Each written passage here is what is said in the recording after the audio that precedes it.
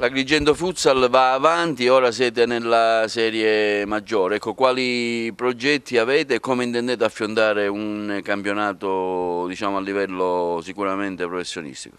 Noi siamo sempre stati prudenti, quest'anno visto che saremo una nuova matricola in questa categoria perché è una categoria difficile e cercheremo di fare una squadra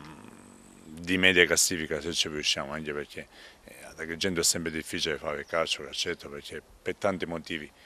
un po' diversi, ogni anno succedono sempre le stesse cose, comunque noi cerchiamo di fare sempre il nostro meglio,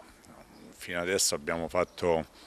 in 4 anni abbiamo fatto 3 promozioni e una sconfitta finale playoff. Comunque cerchiamo sempre di fare il nostro meglio, siamo sempre stati prudenti e quest'anno cerchiamo di fare una squadra, di fare non brutta figura, una media classifica se ci riusciamo. Poi nello stesso tempo ci siamo attrezzati per fare un settore giovanile, abbiamo pensato a Rio Caltagirone perché è uno adatto a questa situazione che in diversi anni ne abbiamo già parlato e quest'anno credo che sia la volta giusta per affrontare e sposare questo nuovo progetto. Elio Caltagirone, allora questa esperienza quest'anno come intenderà portarla avanti? Sicuramente un'esperienza importante anche per il futuro della squadra. Beh, diciamo che intanto mi preme ringraziare l'Agra Soccer, che è la società dove in 4 anni abbiamo passato 4 anni bellissimi sul settore giovanile, facendo crescere alcuni bambini sotto tutti i punti di vista, profilo tecnico e aspetto comportamentale.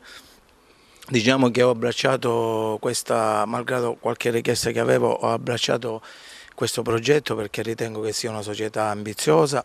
ritengo che sia una società seria e comunque è una categoria che ti impone il settore giovanile e devi ripartire da zero per cercare di far crescere i ragazzi e portarli ad un livello buono e cercarli di fare giocare anche in prima squadra. Questa esperienza nel campionato maggiore come la vedi? Ma io credo che i ragazzi già sanno quello che devono fare perché sono allenati da un bravo tecnico che è Peppe Castiglione, poi sono tutti ragazzi in gamba, da Claudio a Peppe e gli altri, che non si sale senza programmazione, quindi loro hanno vinto dei campionati con una buona programmazione e adesso sono sicuro che programmeranno bene anche per quanto riguarda la Serie B. Per quanto riguarda il settore giovanile io cercherò di dare il massimo, ci alleneremo come scuola calcio al Cocco che si trova al campo sportivo al Cocco e cercheremo intanto di far divertire i ragazzi, farli crescere sotto tutti i punti di vista e poi cercare di dare maggiori giovani alla prima squadra. Dove verranno disputate le partite quest'anno? A oggi, come abbiamo fatto altre partite, Sport Village, poi un domani nasce il palazzetto, ci potremmo anche pensare, perché ad Agrigento ogni cosa ha il suo tempo.